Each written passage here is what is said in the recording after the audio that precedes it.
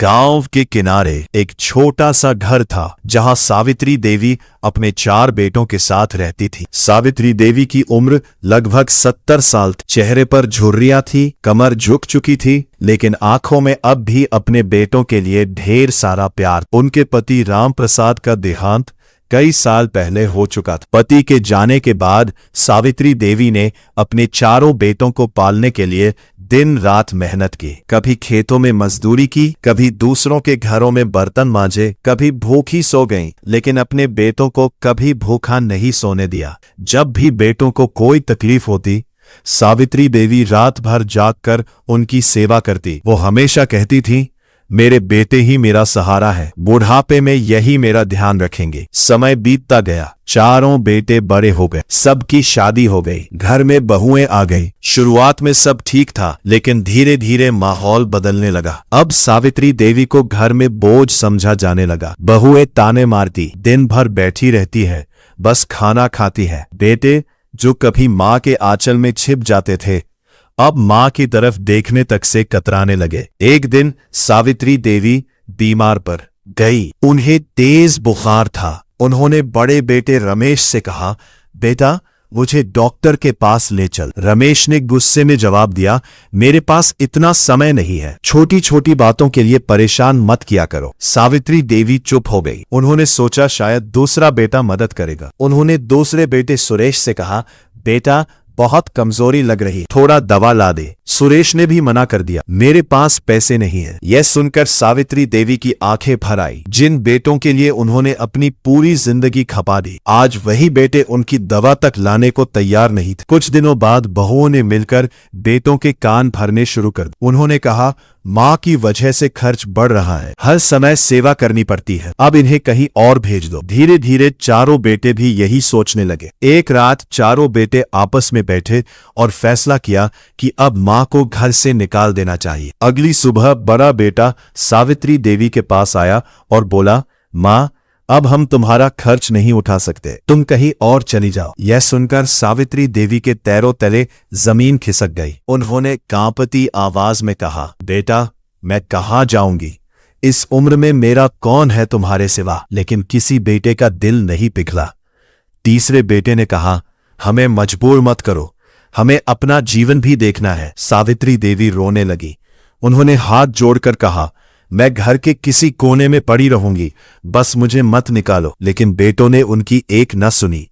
उन्होंने सावित्री देवी के कपड़े एक पुराने थैले में डाले और दरवाजे के बाहर छोड़ दिया। सावित्री देवी कांपते कदमों से घर के बाहर खड़ी थी। जिस घर को बनाने में उन्होंने अपनी पूरी जिंदगी लगा दी, आज उसी घर से उन्हें निकाल दिया गया था। वो दरवाजे को देखती रही। उम्मीद थी कि शायद कोई बेटा दौड़कर आएगा और कहेगा, माँ वापस आ जाओ, लेकिन दरवाजा बंद हो गया। सावित्री देवी की आंखों से आंसू बहने लगे। वो धीरे धीरे सड़क की तरफ बढ़ने लगी। रास्ते में लोगों ने पूछा, माँ जी कहाँ जा रही हो? लेकिन उनके पास कोई जवाब नहीं था। शाम होने लगी। सावित्री देवी भूखी प्यासी सड़क किनारे बैठ गई। ठंडी हवा चल रही थी। उन्हें अपने पति की बातें याद आने लगी। संस्कार देना वही बुढ़ापे का सहारा बनेंगे। सावित्री देवी फूट फूट कर रो पड़ी। उन्होंने आसमान की ओर देखकर कहा, हे भगवान, क्या यही दिन देखने के लिए मुझे जिंदा रखा? तभी वहां से एक युवक गुजर रहा था। उसने सावित्री देवी को रोते देखा और पास आकर पूछा, मां जी क्या हुआ? सावित्री देवी ने अपनी पूरी कहानी बता दी। युवक की आंखें नम हो गई। उसने कहा, आज से आप अकेली नहीं, मैं आपको अपने घर ले चल आओ। सावित्री देवी ने हैरानी से उसकी तरफ देखा। वो युवक उन्हें अपने घर ले गया। उसकी पत्नी ने भी सावित्री देवी का सम्मान से स्वागत। कई दिनों बाद सावित्री देवी को किसी ने प्यार से खाना खिलाया। उनकी आंखों से आंसू बह निकले। उन्होंने कहा, बेटा आज तुमने मुझे माँ कहकर बुलाया है, जबकि मेरे अपने बेटों ने मुझे ठुकरा दिया। युवक बोला, माँ रिश्ता खून से नहीं दिल से बनता है। सावित्री देवी को पहली बार लगा कि दुनिया में इंसानियत अब भी जिंदा है। लेकिन उधर उनके 4 बेटों के जीवन में मुसीबतें शुरू हो चुकी थी। दोस्तों वीडियो कैसा लगा कमेंट में जरूर बता। सावित्री देवी अब उस युवक अरुण के घर रहने लगी थी। अरुण और उसकी पत्नी सीमा उन्हें अपनी माँ की तरह सम्मान देते थे। सुबह सीमा उनके लिए चाय बनाती, अरुण दवा लाता और दोनों उनके साथ बैठकर बातें करते। सावित्री देवी अक्सर सोचती, जिन बेटों को जन्म दिया उन्होंने ठुकरा दिया, और जिनका मुझसे कोई खून का रिश्ता नहीं वे मुझे मां से बढ़कर मान रहे हैं। धीरे धीरे सावित्री देवी की तबीयत सुधरने लगी। उनके चेहरे पर फिर से शांति दिखाई देने लगी। लेकिन उधर उनके चारों बेटों के घरों में अजीब घटनाएं शुरू हो गईं। सबसे बड़ा बेटा रमेश, जिसने मां को घर से निकालने का फैसला लिया था, उसका व्यापार अचानक घाटे में जाने लगा। जिस दुकान से उसे अच्छा लाभ होता था वहां ग्राहकों ने आना कम कर दिया। कुछ ही महीनों में वो कर्ज में डूब गया। रमेश परेशान होकर बोला, पता नहीं हमारे साथ ऐसा क्यों हो रहा है। दूसरा बेटा सुरेश, जो मां की दवा तक लाने को तैयार नहीं था, उसकी नौकरी छूट गई। कंपनी ने अचानक उसे निकाल दिया। अब घर चलाना मुश्किल हो गया। तीसरे बेटे महेश के बच्चों की पढ़ाई में दिक्कतें आने लगी। घर में रोज झगड़े होने लगे। चौथे बेटे दिनेश का स्वास्थ्य बिगड़ने लगा। चारों भाइयों के घर अशांति फैल गई। एक दिन चारों भाई मिले और अपनी परेशानियां बताने लगे। रमेश बोला, जब से मां घर से गई है कुछ भी अच्छा नहीं हो रहा। सुरेश ने सिर झुकाकर कहा, क्या ये हमारे कर्मों का फल है?